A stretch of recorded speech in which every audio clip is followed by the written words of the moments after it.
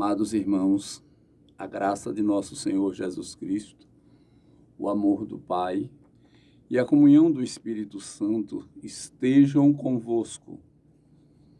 Hoje, 31 de janeiro, último dia do mês, primeiro mês do ano, a igreja celebra a memória de um grande educador católico, São João Bosco. Depois falaremos sobre ele. E no Evangelho, narrado ainda por São Marcos, no capítulo 4, versículos de 26 a 34, está escrito que naquele tempo Jesus disse à multidão: o reino de Deus é como quando alguém espalha a semente na terra.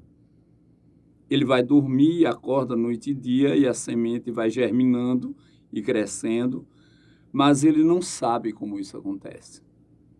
A terra por si mesma produz o fruto, primeiro aparecem as folhas, depois vem a espiga e, por fim, os grãos que enchem a espiga. Quando as espigas estão maduras, o homem mete logo a foice, porque o tempo da colheita chegou. E Jesus acrescentou: com que mais poderemos comparar o reino de Deus? O reino de Deus é como um grão de mostarda, que ao ser semeado na terra é a menor de todas as sementes da terra. Quando é semeado, cresce e se torna maior do que todas as hortaliças e estende ramos tão grandes que os pássaros do céu podem abrigar-se às suas sombras. Jesus anunciava a palavra usando muitas parábolas, como estas, conforme eles podiam compreender. E só lhes falava por meio de parábolas, mas quando estava sozinho com os discípulos, explicava tudo. O reino de Deus, ou o reinado de Deus, é como Jesus designava a ação divina que nos salva. Então, meus irmãos, veja como Nosso Senhor vai explicando àquele povo sobre o reino, diferentemente do que eles esperavam, que é pequeno. Naquele momento era quase que uma insignificância comparado assim com os reinos daquele tempo, os reinos conhecidos pelas pessoas, mas que de repente toma uma forma extraordinária, porque ele é gestado numa ação que ultrapassa o controle do homem, como a ação da germinação de uma semente que é plantada e que evolui lá no recôndito da terra, e que o homem, de repente, quando dá por si, vê já a planta, e da planta a folhagem, da folhagem os frutos, e dos frutos o necessário para a colheita. Meus irmãos, nós precisávamos, como filhos de Deus que somos, cristãos que somos, prestar mais atenção no grande e misericordioso amor de Deus, que faz exatamente esta gestação fruto exclusivo de um amor extraordinário, cujos frutos produzidos por este amor, seremos nós os salvos pela palavra do Evangelho, que é semente e que vai sendo semeada no coração de cada um de nós. Já numa outra parábola, onde Jesus também usa a imagem da semente, ele fala da terra fértil. Não é o chão, o terreno onde a semente se desenvolve, a despeito de cair em outros terrenos menos apropriados ao plantio. Pois bem, meus irmãos, esta semente está sendo semeada, por exemplo, hoje, mediante esta palavra, no seu coração.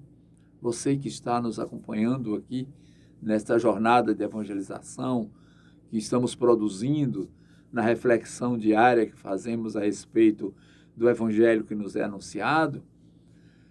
E este é o dia da semeadura do Senhor, convidando você a que interaja com a palavra de Deus e tome efetivamente a disposição de bem servir à causa do reino de Deus. Que você faça parte deste reinado, que você seja um dos propulsores desta causa, levando adiante pela ação da caridade, do amor ao próximo. Que você leve adiante esta notícia tão alvissareira à salvação. Leve adiante a notícia da semente, leve adiante a notícia de que nos está sendo anunciada a perspectiva da vida eterna, nos está sendo anunciada a salvação. Outro dia me perguntaram, padre, é salvação de quê? Salvação da morte eterna. Salvação do fim, de um fim, pois não nos está reservado um fim, nos está reservado a vida eterna. Mas o pecado, a negação da presença de Deus em nossa vida, o egoísmo, o apego às coisas materiais, nos levam ao fim, nos levam à morte eterna. São aqueles que serão banidos no grande julgamento. Afastai-vos de mim, malditos, para o fogo eterno. Meus irmãos, a palavra é clara, é objetiva. Jesus ensinou por parábolas, histórias que seriam acessíveis ao entendimento ou não das pessoas naquele tempo, mas a finalidade era fazer com que as pessoas que entendessem, absorvessem o ensinamento e o colocassem em prática nas ações da sua vida. Todo o nosso procedimento, toda a nossa forma de agir em relação ao outro, em relação a nós, em relação a Deus, é exatamente o complexo da essência da vida. O homem é chamado a este mundo para viver esta vocação, para amar e servir, para a glória de Deus e para o serviço de Deus. No serviço de Deus se subtende o serviço aos irmãos, a nossa interação com o outro na proporção de que somos a família dos filhos de Deus. Esta qualidade, o apóstolo São João, em uma das suas cartas, ele exalta. Ele diz, que coisa maravilhosa Deus nos fez, o de sermos chamados filhos de Deus. Filhos de Deus, irmãos em Cristo Jesus. Admiráveis obras ele fez mostrando o que é dado a cada um que segue esta palavra de orientação. Ele nos deu o roteiro da salvação, no amor a Deus, no amor ao próximo. E no amor ao próximo, ele diversificou as ações de como podemos amar nossos irmãos, perdoando, acolhendo, compreendendo, estimulando. E ele foi fazendo isso com cada um.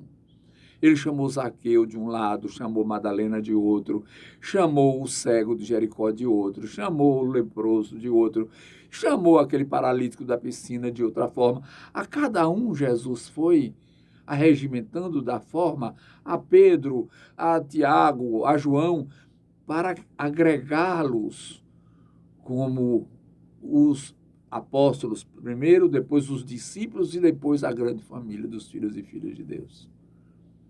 Nós temos a obrigação de dar continuidade a esta disseminação do reino, a essa semeadura do reino. Somos agora os que semeiam a palavra de Deus pelo nosso exemplo. Por isto, não nos dispersemos do nosso dever, não saiamos daquilo que é o nosso mistério, obreiros da vida eterna, missionários desta luz divina que ilumina todo homem que vem a este mundo. Então, nós temos que anunciar Jesus Cristo, nós temos que mostrar Jesus Cristo, nós temos que demonstrar Jesus Cristo, tanto como nosso agir, como pela nossa palavra. Que o Espírito Santo nos ilumine Que o Espírito Santo nos fortaleça com os dons sagrados, a fim de que possamos verdadeiramente levar ao mundo a salvação através da palavra do Evangelho de nosso Senhor Jesus Cristo. E que Deus, nosso Senhor, nos abençoe neste dia em que encerramos um mês celebrando São João Bosco, o grande educador daquela juventude do seu tempo, pela oração, pelo trabalho, pelo amor devotado à Santíssima Virgem Maria. Que São João Bosco continue intercedendo pela juventude do nosso tempo, hoje tão dispersa, tão perdida do verdadeiro sentido da vida. E que desça sobre nós a bênção do Deus Todo-Poderoso, Pai, Filho e o Espírito Santo. Essa bênção permaneça para sempre. Vamos em paz, meus irmãos, que o Senhor nos acompanhe nesta nossa jornada de todo dia.